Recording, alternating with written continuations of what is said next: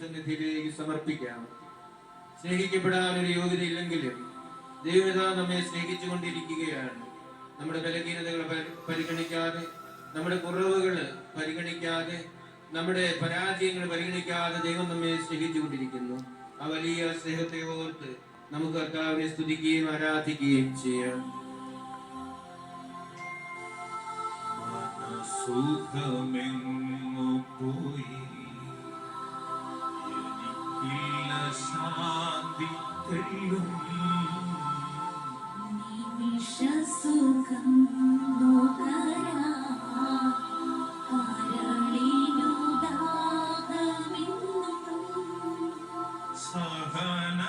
സഹനങ്ങളേറും നേരം തിരഞ്ഞില്ല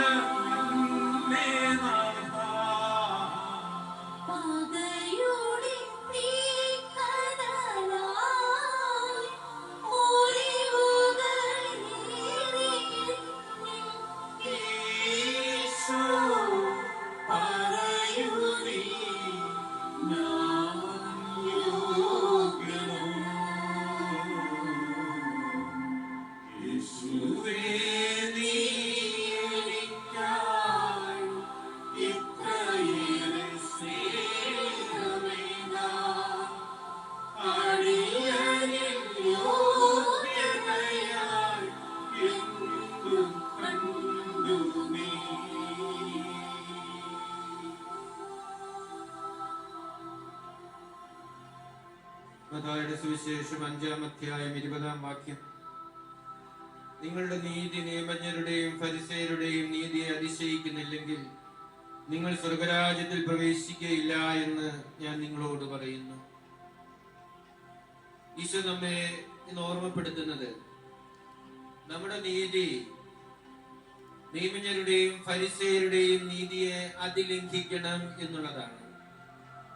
എങ്കിൽ മാത്രമേ സ്വർഗരാജ്യത്തിൽ പ്രവേശിക്കുവാനായിട്ട് നമുക്ക് സാധിക്കുകയുള്ളൂ.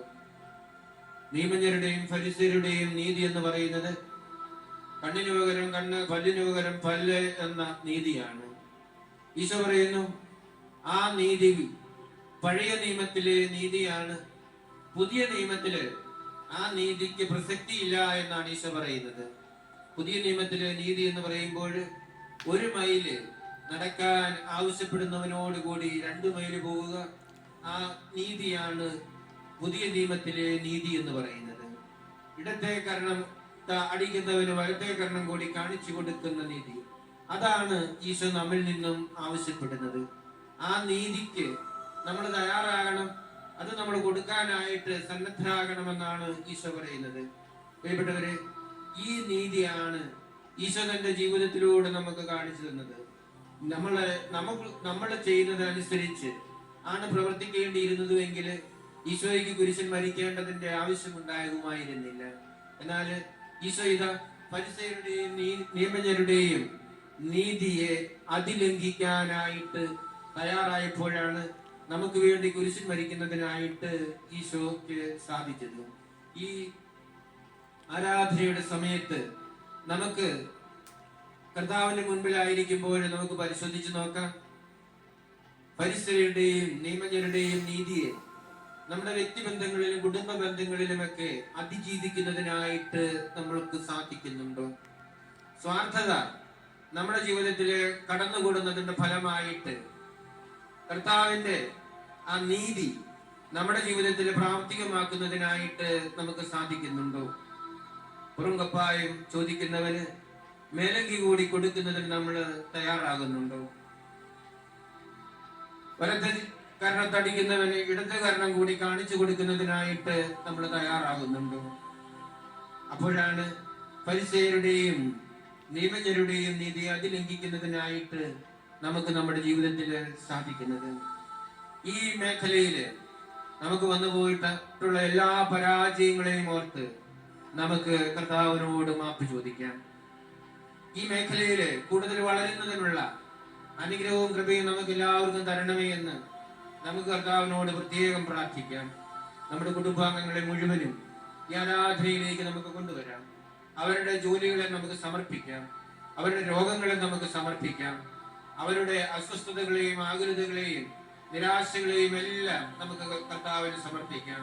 കർത്താവായ ഈശോയെ അവരുടെ എല്ലാവരുടെയും ജീവിതത്തിലെ വിവിധങ്ങളായ മേഖലകളിലേക്ക് അങ്ങ് കടന്നു വന്ന് അവരെ സ്പർശിക്കണമേ, സുഖപ്പെടുത്തണമേ, ബന്ധനങ്ങളിൽ നിന്ന് അവരെ മോചിപ്പിക്കണമേ എന്ന് നമുക്ക് തീക്ഷ്ണമായിട്ടും നമുക്ക് പ്രാർത്ഥിക്കാം. ഈ സമയം കർത്താവിന്റെ സന്നിധിയിലായിരിക്കുവാനായിട്ട് ഭാഗ്യം ലഭിച്ചതിനെ ഓർത്ത് കർത്താവിന് നമുക്ക് നന്ദി പറഞ്ഞുകൊണ്ട് കർത്താവിന്റെ ആശീർവാദം സ്വീകരിക്കുവാനായിട്ട് നമുക്ക് ഒരുങ്ങാം.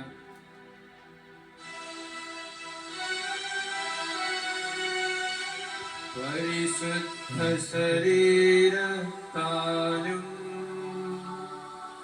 വിലയേറിയ രക്തത്താലും പാപത്തിൻ കറകളിൽ നിന്നും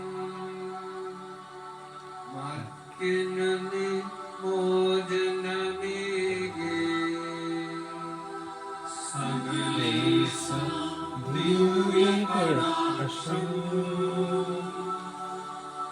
തൂകണമേ വത്സലസുതരേ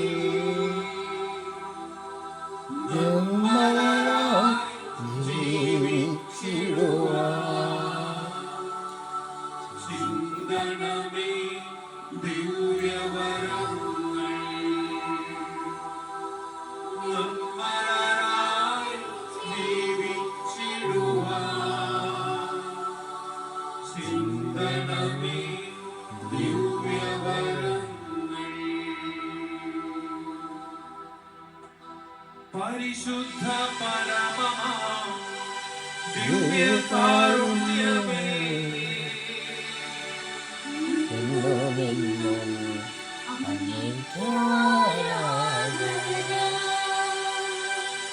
പരിശുദ്ധ പരമമാ ദിവ്യകാരുണ്യമേ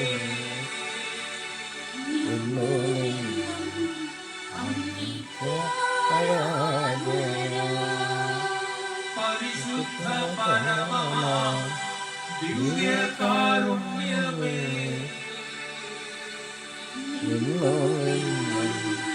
ആമേൻ.